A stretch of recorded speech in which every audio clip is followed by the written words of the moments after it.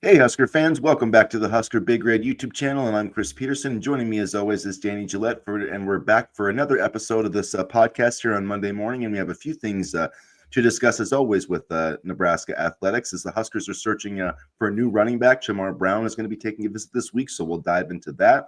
We'll look ahead a little bit to the NFL draft, since that's coming up this week, and talk a little bit of the Husker, I guess, the spring game on Saturday. It's not a real spring game, but there is going to be some football played. So we will talk about that and a lot more. So before we get into that, hit the like button, hit the subscribe button, get into the comments section. And Danny, how are you on this post-Easter Monday morning?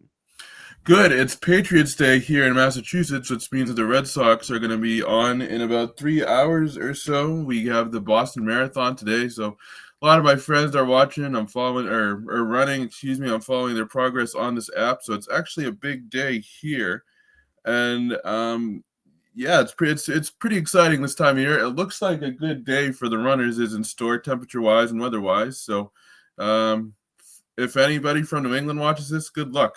Good luck, and I'll be following you.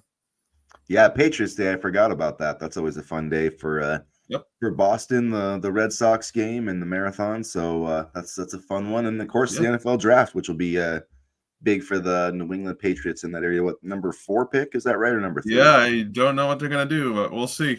I got a clue for you. Mason Graham. That's what I would do. I've been saying that, Mason Graham, but we'll see. They'll probably would be get somebody nice. else. I mean, he doesn't fill a need necessarily because now we have Milton Williams, Christian Barmore, and those guys, but I wouldn't mind him at all. I'm just hoping. And okay, so sorry everybody, but this is our Patriots segment for the day.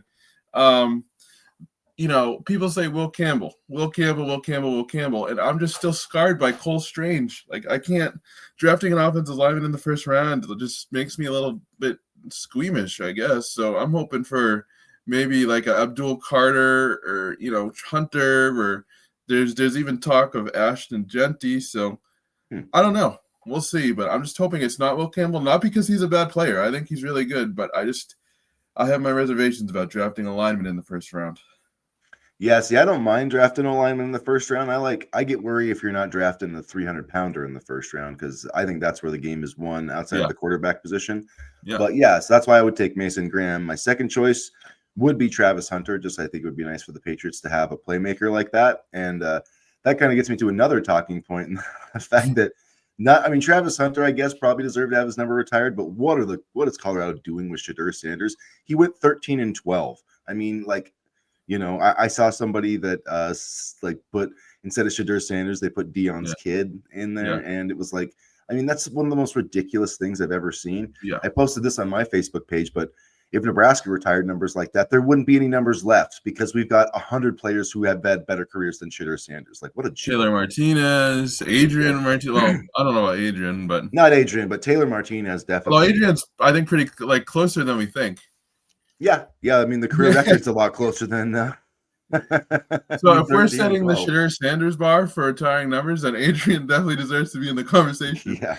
Almost half the 1995 national championship team would have their number retired. Well, honestly, with the way things are going, like, half of them probably should have their number retired anyway. We might have to immortalize them sooner rather than later, but let's hope not.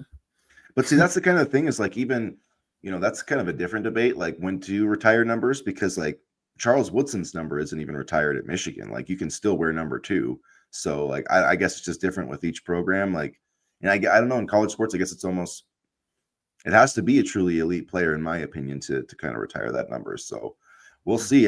Nebraska, obviously, I can't even name all the numbers that are retired, to be honest with you. I don't know, but like Tommy Frazier's one that should be retired, I think. I know Trev's is retired, I believe, right? I think so. I'm pretty sure he's in the Ring of Honor, but I'm not sure if that also means you're retired. I'll look this up. Hold on. So yeah, I'll have to look this up. But just some names off the top of my head. Good thing we're not talking like retired Celtics or Yankees numbers, else would be here for like 2 hours. Johnny Rogers, Turner Gill, and Ndamukong Suh. I don't know if his number's retired, but should be. Also, I'm still bitter that Ndamukong Suh and Tommy Frazier both got screwed out of the Heisman Trophy. Still bitter about that, especially Tommy Frazier. Eddie George winning the Heisman Trophy. What a joke. Let me ask ChatGPT real quick because a lot of these articles are outdated because we haven't had a retired number in so long. Yeah, it's hard to. Yeah, I really don't know. I really am not sure Nebraska about that. football retired numbers. I know it's not giving out retired numbers to Shadur Sanders types, No. which Okay, is so pretty there funny. are. Let's see. Retired numbers and retired jerseys. Retired numbers. Tom Novak, 4-time All-Conference selection, retired in 1949. Johnny Rogers, obviously, we know Johnny Rogers, Heisman Trophy winner. And then Bob Brown, number 64, the offensive tackle. And then retired jerseys. Okay, so here's where we were kind of more in the ballpark. Eric Crouch, Mike Rozier, Sue, Dave Remington, obviously. I don't know how that slipped either of our minds. Okay, so I'm going to need help with pronunciation with this last name, but Dean Steinkühler. Am I saying that right? Yep, you got that one right. Yep. There we go. And then Albert. So we were actually closer on the retired jerseys than we were on the retired numbers, but Is it Tommy Frazier's jersey isn't retired or his number's not retired? his number, according to this, is not retired, but his jersey is. And it says Okay. Nebraska also honors players by retiring their jerseys, which involves commemorating the player's name and number without removing the number from circulation. The tradition recognizes players who have achieved significant accolades, such as major national awards. As of 2017, there are 25 players whose jerseys have been retired. Okay. That makes sense. Okay, so that's an important distinction there because I was wondering what the difference was. Yeah, so that's interesting. Yeah. But yeah, it definitely you have to do a lot more work to get your jersey or your name retired in Nebraska than Colorado. So not surprising, but let's get into some off-season talk here. So CharMar Brown, we talked about this a little bit on Saturday on our live stream. If you didn't watch that, you can catch the replay. We're doing that every Saturday morning at 7 Central, just going into the football season. But this came up on Sunday night. Sean Callahan of Husker Online reporting that CharMar Brown is a target of Nebraska. It seems like every Nebraska fan's been talking about it. They're targeting him. He's visiting this week on Thursday. He's also going to visit Miami, so it's not a done deal. But what are your thoughts on that? How excited does it kind of make you, the idea of adding him to this backfield? It makes me really excited, but I would watch out for Miami because they have done a very good job of recruiting running backs, so they're definitely a threat here.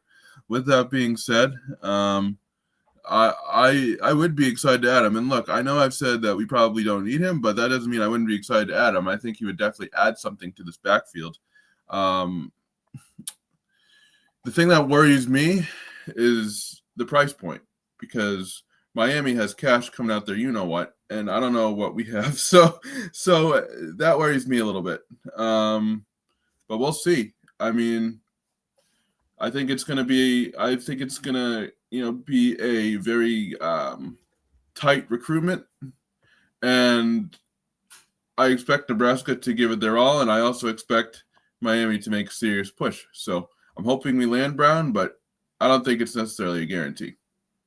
Yeah, I wouldn't say it's a guarantee either. Just that's one thing I've always mentioned is I'm not sure how much NIL money Nebraska has to spend, and Miami does have a couple of their backs returning from last season, but they did lose their starter. So that's another thing is are they pitching him on being the starter? Are they going to pay him starter NIL money? Is Nebraska willing to pay him starter level NIL money? Because that's probably what it's going to take. I mean, I don't know what that is. We talked about that the other day. I don't know either. But my guess is that it's probably going to take you at least $500,000 to get this deal done. I mean, that's, just ballparking it, probably maybe more, depending. Like I said, if Miami's like, hey, we want you to come in and be our starter, or if they're like, hey, we want you to come and compete to be our starter, that might be a better situation. But I feel like whether CharMar Brown has the chance to compete for a starting job, I mean, I don't think that Matt Rule would cap that. I don't think he would bring somebody in and say, like, you're not gonna, like, Emmett Johnson's gonna be the guy. Everybody can come in and compete. Yeah.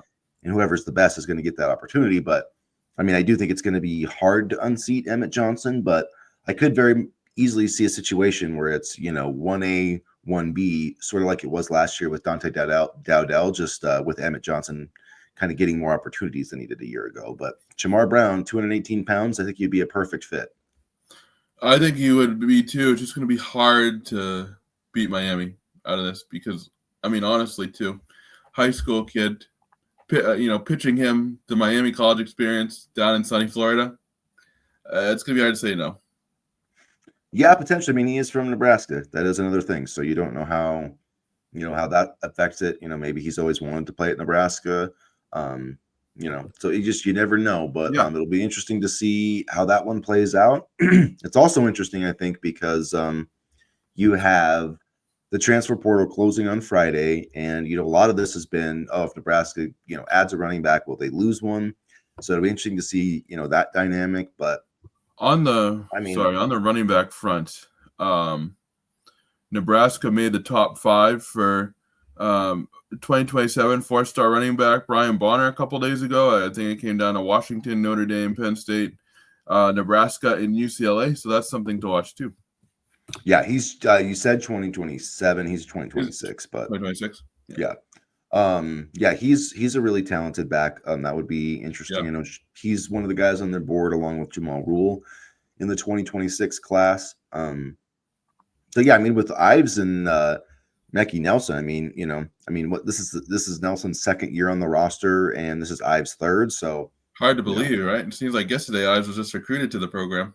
Yeah, and he was a late addition. He was part of the same class as CharMar Brown, actually. So, it'd be interesting. I don't know if that's necessarily, he would probably be the one I would think that would leave. If anybody is going to leave, it'd probably be Quinn Ives. But, we'll see. I really don't think you're going to find that many situations better than Nebraska. And even if you do bring in CharMar Brown, that's still, 3 running backs, like three running backs are going to get touches next season. So like, I think there's still being a role for Ives or whoever else, but just not quite as big as he wanted it to be, obviously, if CharMar Brown does come aboard. And if another team offers him, money, who the heck knows these days, Yeah, I'm sure. Yeah. I mean, it definitely happens. I will say that, in previous years, the Quentin Lacey year, 2023, or Kawan Lacey year, 2023, we were kind of worried about their running back recruiting, and now I think that's stabilized a little bit. They're starting to get offers out and building depth there, so I think the running back room is in a much better place than what it once was, and I think you could say that about basically all positions. Yeah, it definitely is. They still, I have hope for Jamarian Parker, but I would still like to see him get like a big time, let's get an all Big Ten running back. Like, please, for the love of God, like that's what this program needs to, like you need all Big Ten players, quarterback, running back, offensive line, defensive line. Like, that's another thing that we need to start seeing. And we'll talk about the draft picks, and that is part of it. But we need to see more Nebraska players, being voted all Big Ten. And you need to see it at running back at those skill positions, or it's going to be very hard to beat teams like Michigan and Ohio State and Penn State, USC. So, they've got it. They're doing a better job, but they need to do an even better job, especially I think at running back in the future. So CharMar Brown would be probably a good start.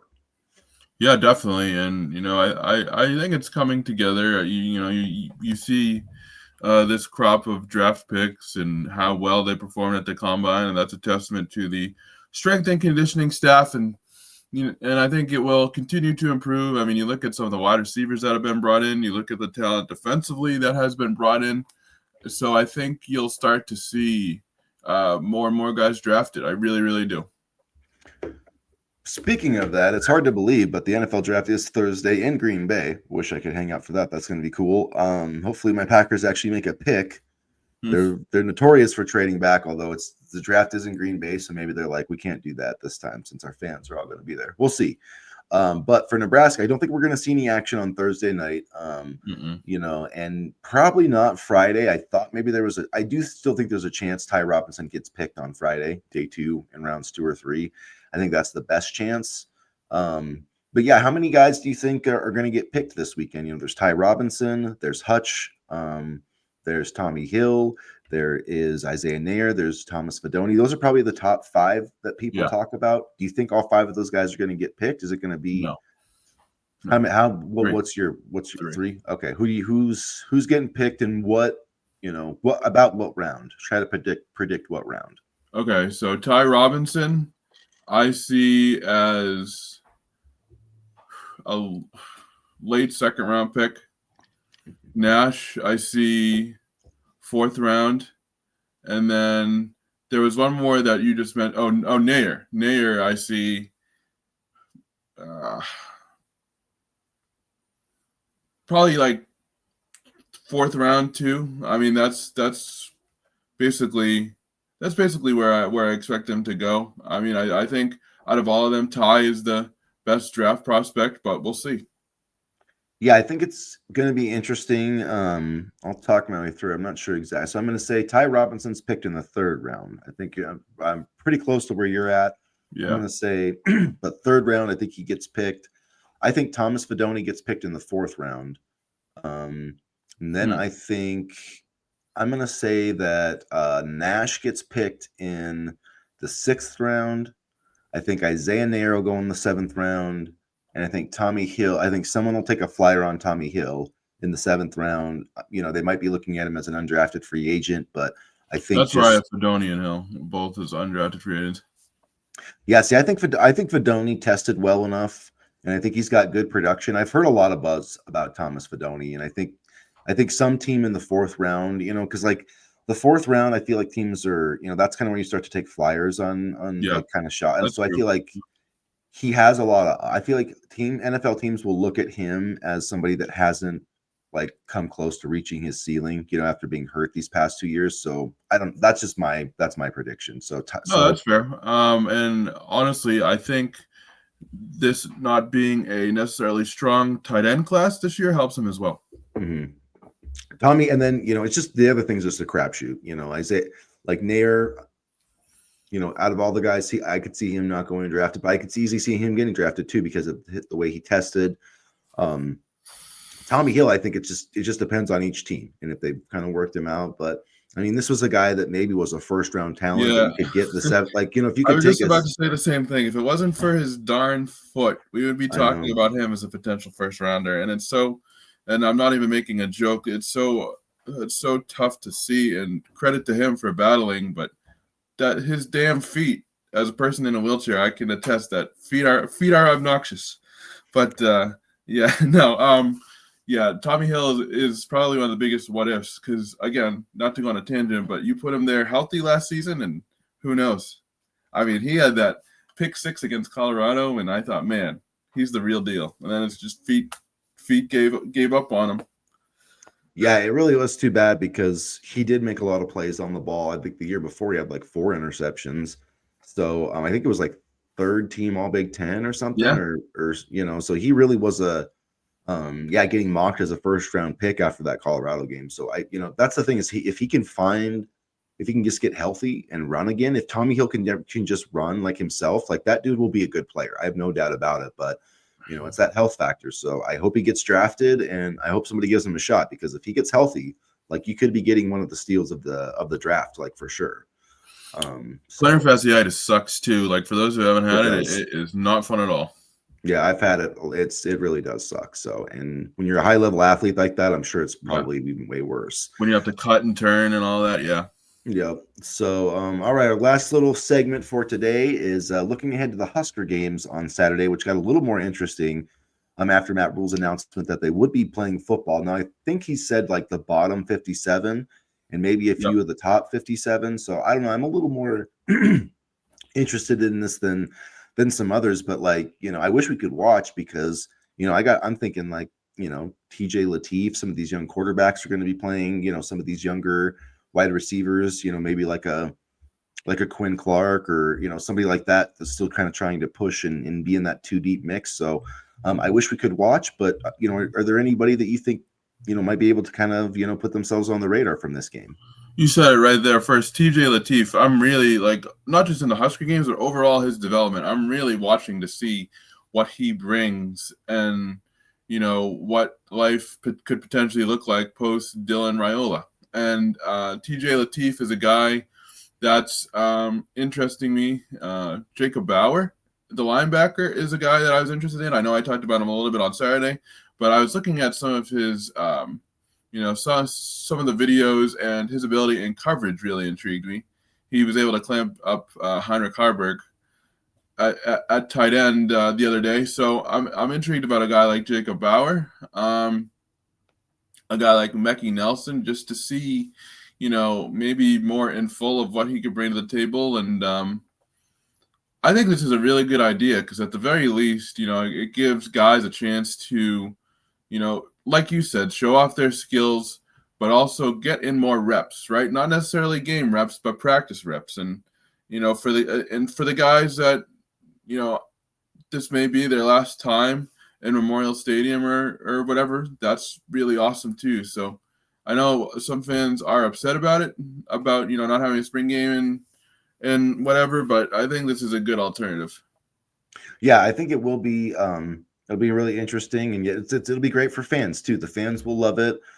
So they haven't quite fully announced what it's all going to be, but sounds like some skills competitions and maybe some flag football. I'm not really sure. I think there is a volleyball match as well coming up this week, and I think soccer. So there's going to be quite a few different things, going on for Nebraska fans. But yeah, I mean, I'm sure we'll get some videos and stuff. I mean, the Michigan spring game wasn't on TV, and you could find out exactly kind of what happened. So I mean, we'll get stuff, but I do wish that it was like at least going to be rebroadcast at some point. But I mean, it is what it is. We'll just have to wait till August, I guess. Well, I feel like this is going to be the new way of life, right? I feel like more and more spring games are being phased out.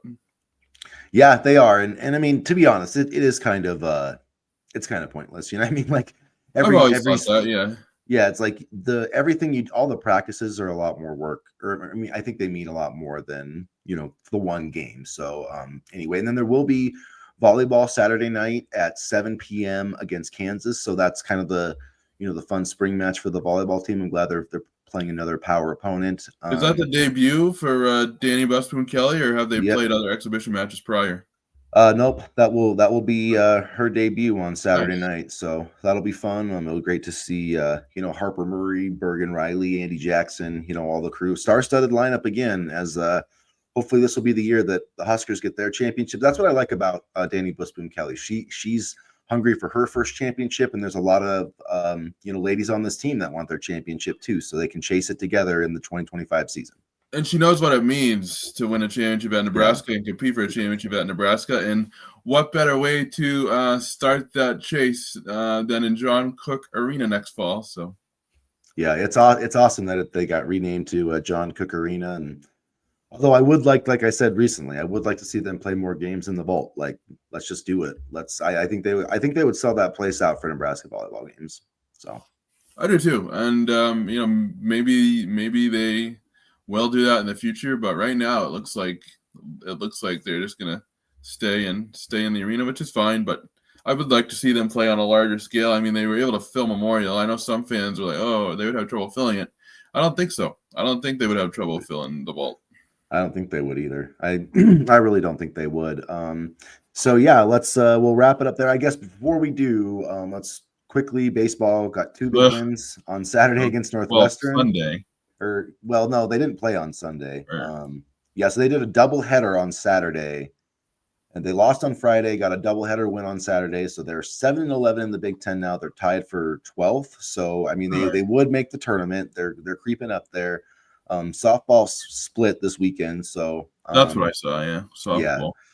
So they couldn't really afford a loss, especially to a team like Indiana if they were going to try to win the conference, but it's going to be tough. But they're still in a great spot. So although it was rare to see Jordy Ball lose in the circle, that was I think only her third loss in the season. But everybody's human. I guess we now know that Jordy Ball is still human, in case anyone was wondering.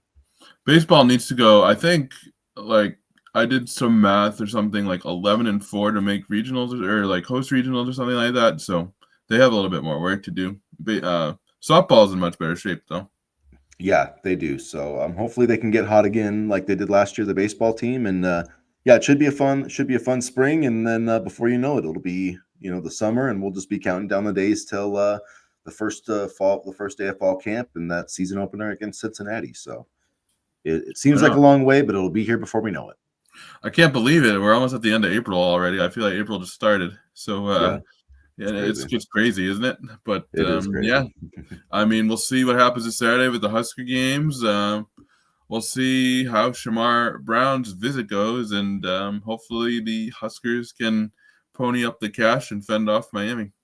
Hopefully they can. Wiser words have not been spoken in a while, so we will leave it there, you guys. Thanks again for checking us out. Hit the like button, hit the subscribe button if you haven't already. Comment, let us know what you think about everything, and as always, go Big Red. Go Big Red.